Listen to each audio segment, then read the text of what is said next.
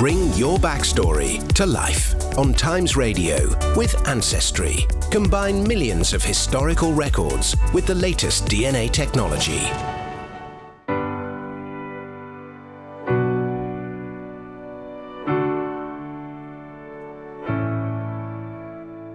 So, after listening with interest over the past weeks and months to the ancestry stories of a number of Times Radio's presenters, it's finally time for me to find out my own, courtesy of ancestry genealogist Simon Pearce. Hello, Simon. Hi, Hugo.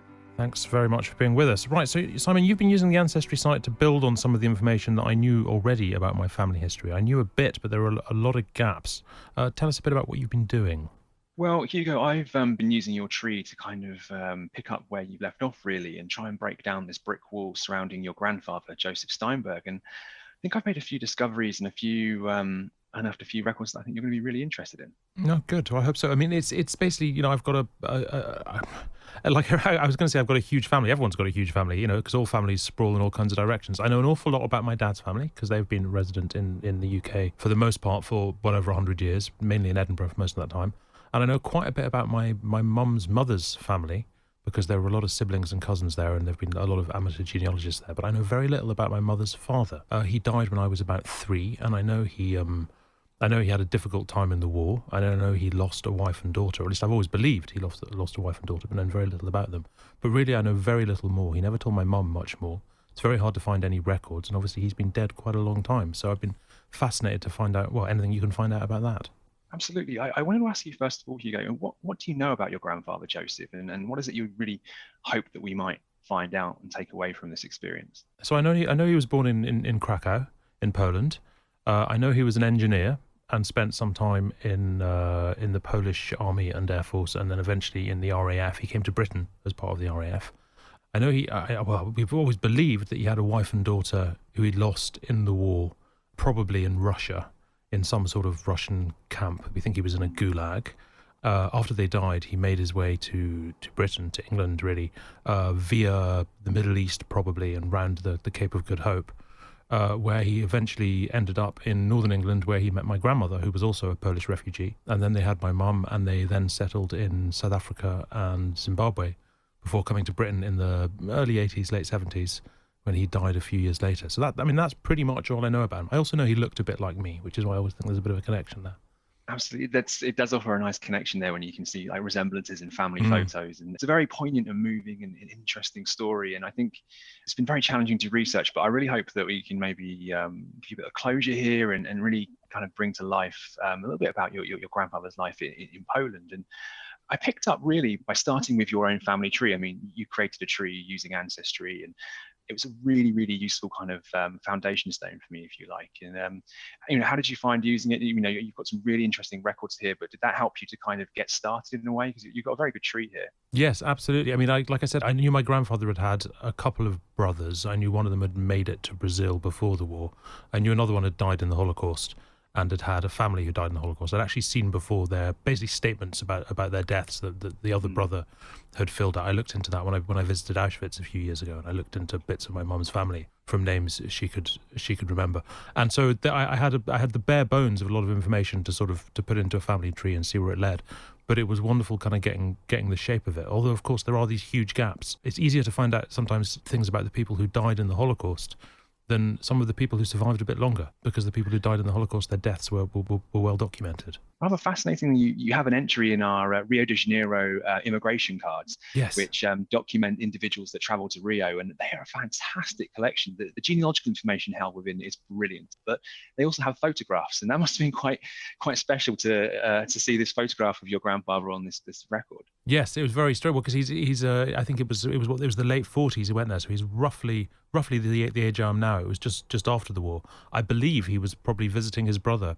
Well, the collection's really helpful because it mentions his parents as well, which is, as genealogists and family historians, these are vital clues, and mentions that he's born in Poland. So it's arming us and giving us a huge amount of information to turn our attention to Poland and Polish records.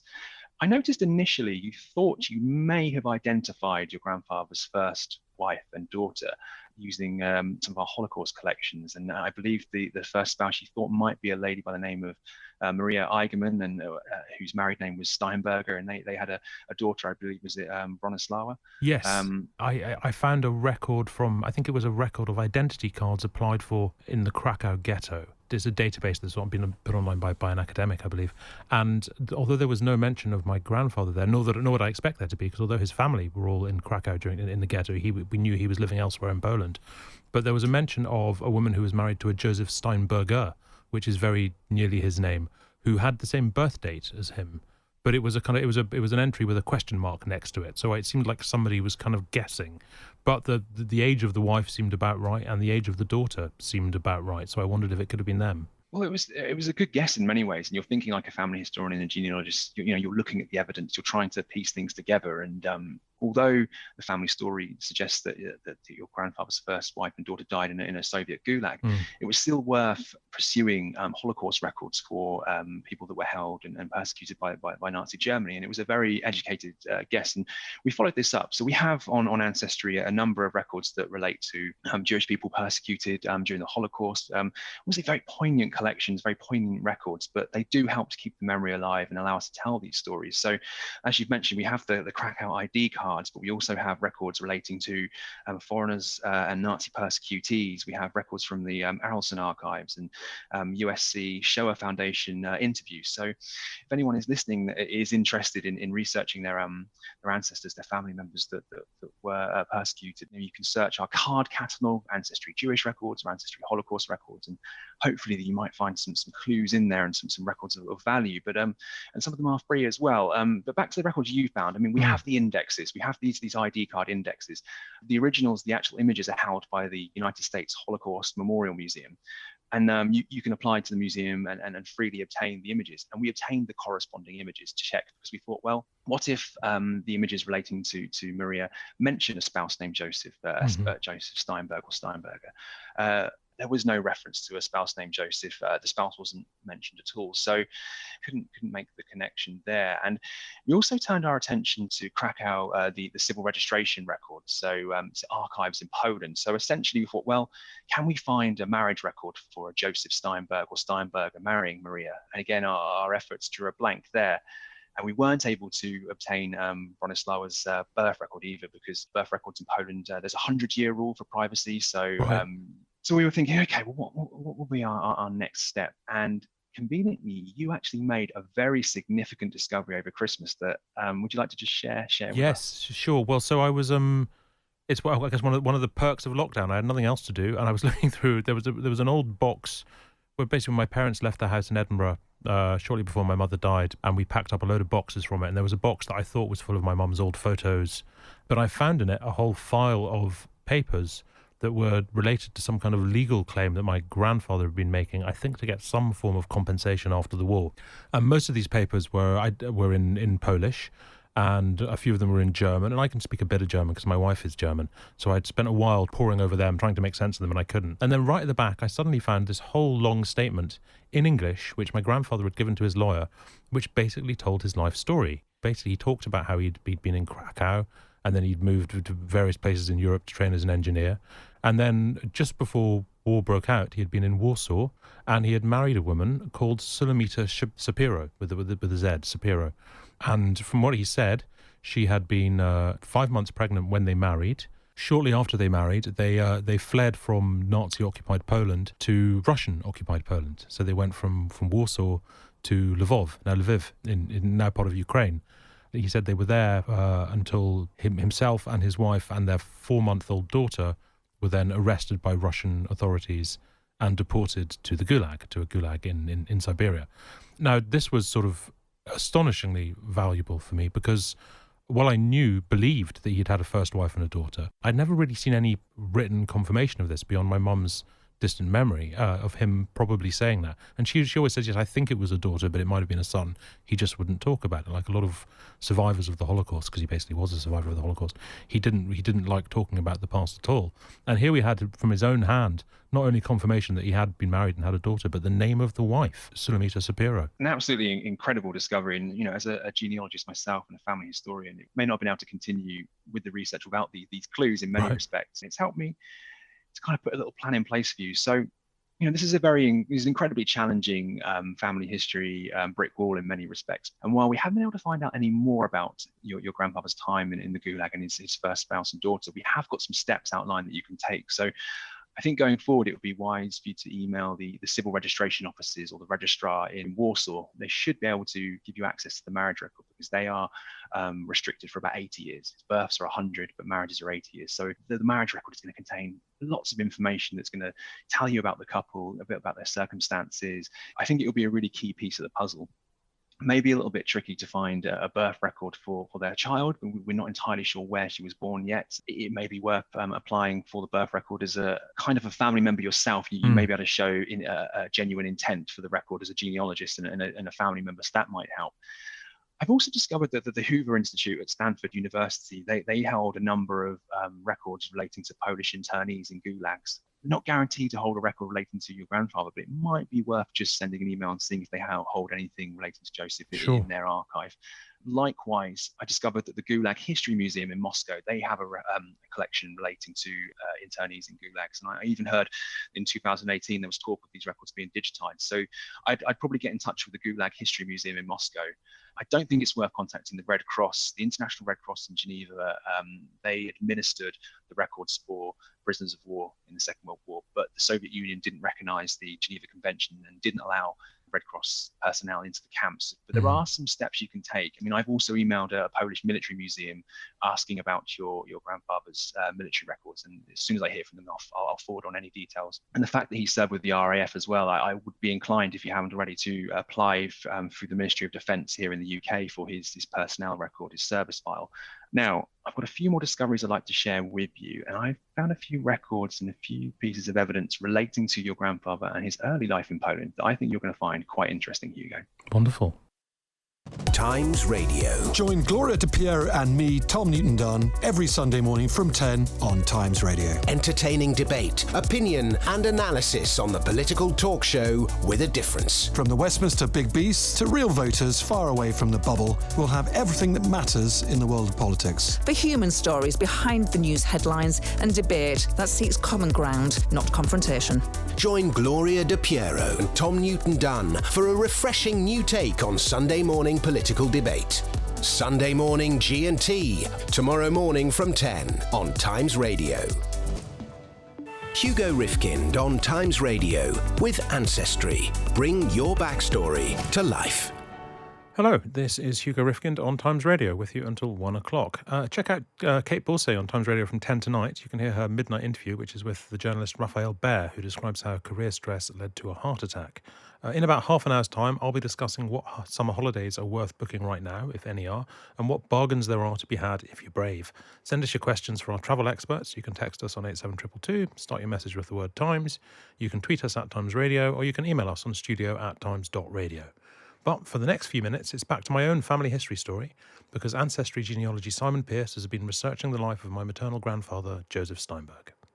Very, very challenging researching your grandfather and his first wife and daughter, who sadly perished during the Second World War in a Soviet camp. But I believe we found some really interesting records relating to your grandfather's early life in Poland that I found absolutely fascinating, and I think you will too. I mean, you knew a little bit about your grandfather and his parents, your great-grandparents. I mean, you'd use collections such as the Polish Jewish indexes that we have on Ancestry. And I say to anyone starting out or carrying out research on our site, always use the card catalogue. It's a fascinating tool that we have. It's an index of everything we have on the website. So for anyone listening that perhaps has Polish heritage, you can search for keywords in the card catalogue like Poland or Krakow or Warsaw. But as I said, you use the Poland Jewish indexes. And I'm indebted to my amazing colleague, Jeanette Silverman, and her team, who specialize in Jewish research and really helped us to make a few breakthroughs. And I want to share with you what I found. And first of all, Hugo, I would like to show you this. This is your grandfather's 1907 birth record in Oh, wow. Krakow. Gosh. I mean, it's remarkable. So there's his name, Joseph. My Polish, alas, is not very good. My mom spoke a bit of Polish, not me. So there's his father, Joachim Steinberg, who I'd heard of. What else? I do actually have a translation for you, if that Oh, helps. yes, of my course. team, who also, amazing team, have provided a translation, and maybe you'd like to read that for us. There we go. Joseph, legitimate son of Joachim Steinberg. Interestingly, my Hebrew name, because when I was bar mitzvahed, is Joachim, because my middle name is James. So Joseph, legitimate son of Joachim Steinberg, a master carpenter in Krakow, and Malki Amalia, daughter of the late David Reich, and his wife Hermina, née Reich, in, my God, I can't say that. It's a place name with no vowels in it. Sryk, that's Szcywark, Sryk, in the district of Bialia. Parents married, and another Polish place name I'm not going to manage, Lodwig, I can't say any of these words, married in a district on the 19th of March 1903, recorded in the marriage register. So you've got the marriage details of his parents even. We do, and I apologise for throwing you under the bus. They very difficult pronunciations, and I'm glad you took that on. But you did a very good job. And it's birth, marriage, and death records. It doesn't matter what country you're researching; they are packed with information, and they are so helpful to us as genealogists. And we wanted to find you your grandfather's birth record, and using the indexes that we found on Ancestry, it allowed us to go into the archive or apply to the archive for this record. But they provide this information about the parents, and the grandparents. So you can see that David Reich there as well. We have this next generation now that we can add to your tree. And if you see here, the second highlighted section, it also mentions the marriage, if you'd like to read that for us. Yes, parents married in Lodwig, perhaps, in the Zabloki district on 19th March 1903 and recorded in the marriage register. Sorry, I'm just noticing on there, you actually have the name of the man who performed his circumcision. That's right. They even recorded that information, and it's just a trove of information. And we've even found birth records for Joseph's brothers, Edward and Leon. So if you get the bug and want to carry on research, we have Edward's record here in front of us and Leon's record. We even have Leon's marriage bans and his marriage record. So this is your great uncle. So he was married in Krakow, was he? It looks like he was in about 1929, I believe. Right. Yes, 1929. And all the information is there, and it's just really helpful, to get the addresses, names of parents. But I guess for future generations, maybe children or grandchildren may want to research their Polish origins, their Polish ancestry, and these records are, they're solidifying the connections. They're giving us greater confidence, and they're allowing us to go back up in further generations. So they're such useful pieces of information. The journey doesn't stop there, Hugo. We've also made an interesting discovery. We have the marriage bans for your great-grandparents, and I'll zoom in so you can see the record here again. Another beautiful record in headings in German and Polish. It's sort of taking us back to this bygone age. You're married in 1903, and I'll provide a translation, but can you see here the 1903 marriage record with the red asterisk, Joachim Steinberg? Yes. This is what Joachim Steinberg's, my great-grandparents, and my grandparents' parents. So this is Joachim and Amalia. This is their marriage bans in 1903. So the groom, Joachim Steinberg, a carpentry artist, born in Krakow, son of the late Bezalel Judah, Leon Steinberg, and his wife, Chała Ita, née Wembelman, it would have been, I guess, who resides in Krakow. And the bride is Malki Amalia Reich, born and resides in, there's that word again with no vowels in it, in the district of Bialia, daughter of the late David Reich, and his wife Hermina née Reich, who resides in that place, Sryk, in the district of Bialia. So not only now do we have this marriage, the marriage bans for your great-grandparents, it names their parents too. So we now have another generation in the tree. We have your great-great-grandparents. So how does it feel to sort of see these names, appear on a page and have another generation in your tree? Yeah, I mean, it's remarkable because the names I'm familiar with, but only in a very theoretical sense. So to see them actually sort of, written down in records, yeah, it's quite moving. Well, your great-grandfather Joachim was a really fascinating man to research, and myself and the team, we found a few more discoveries that I want to share with you. So you'll notice that he's referred to sometimes as an industrialist or a carpentry artist. And we found a really fascinating entry here, and I'll share with you an advertisement for his business. And you can see here, I'll show you the advertisement and then I'll give you the translation. So you can see it here in front of you. Again, a throwback to a bygone age, just beautiful calligraphy and handwriting. And can you just quite make out there your great-grandfather's name? There's his name as part of the address. And it says, I couldn't dream of translating it, but... give you a translation here in the highlighted section. So, first-class quality oak-slatted floors, soft floors, and all carpentry, construction, and furniture works. Joachim Steinberg. And then there's an address. 1910. Gosh. And he had a telephone in 1910. Remarkable. Amazing, isn't it? Yeah. It's just, these connections that we're getting with our ancestors. And so we have a really interesting entry here on the Facebook page of a museum in Krakow. The picture here I have in front of you, Hugo, is the former woodworks factory of your great-grandfather. Can you see Good that Lord. there? Yeah, sure. That's in Krakow, is it? It is. And it's, the information here is from the Facebook page of this museum. I've highlighted it here for you. There's some really interesting insights into your great-grandfather. Perhaps you'd like to read it for us. Well, so in 1902, Joachim Steinberg established his factory, the Steinberg Factory Arts and Woodworks Factory. I had no idea about this. In 1922, the company employed 70 workers and had a 70-horsepower engine. In 1927, the factory employed 140 workers, but in 1932, due to the economic crisis, the number of employees fell to 35. Joachim Steinberg was described in the Architect magazine, issue 1, 1913, as the recipient of an honourable mention in woodworking, and he donated 20 Austro-Hungarian crowns for charity. Well, I had no idea. So he must have been quite a wealthy man. He owned a factory. He had, at one point, 140 workers. Absolutely. It's just these little snippets that provide us an insight into our ancestors, and kind of they go from being a name on a page, a name on a record, to really fleshing them out and finding out a little bit more information. And it's just fascinating there to see his factory, and it's now a museum, and really, really interesting. And I believe your tree mentions that you believe Joachim may have died in 1940, perhaps persecuted and camped by Nazi Germany. And I believe if I cast my mind back to your tree, you have an entry in the Polish ID cards collection, or the Krakow ID cards. So next steps, I'd say, to apply to the United States Holocaust Memorial Museum for the corresponding images, because we have the index on Ancestry, but they have the images. So it's just, there's so much more you can do. I think we've laid the foundations, and there's no reason why you can't keep going further back. But do you feel like you kind of know a little bit more about your Polish ancestry and origins now? Yes, I mean, because basically all I know about these people is that they died in the Holocaust. Right, that's it. I've seen. I mean, what little I know of Joachim and his wife Amalia, I know because of the testimony that their surviving son, the other surviving son Leon, the one who moved to Brazil, the testimony he left with the Holocaust Museum in Israel, Yad Vashem. And all he talks about is where they lived and how they died. And so they've just always been nothing more than tragic figures to me. And to see something about the life they had beforehand, the fact that that 40 years before the war, that my great-great-grandfather, he had a factory, he had a business, a thriving business with adverts in a newspaper. And for some reason, I'm quite moved by the telephone number, the fact that he had a telephone number. It turns them into sort of people rather than sort of terrible statistics. So it's remarkable. I'll certainly look into it more. If I ever make it to Krakow, I will definitely go and see that building, find out what on earth's happening there now. But no, thank you so much for helping me find all this out. It's fascinating. It's been an absolute pleasure, Hugo.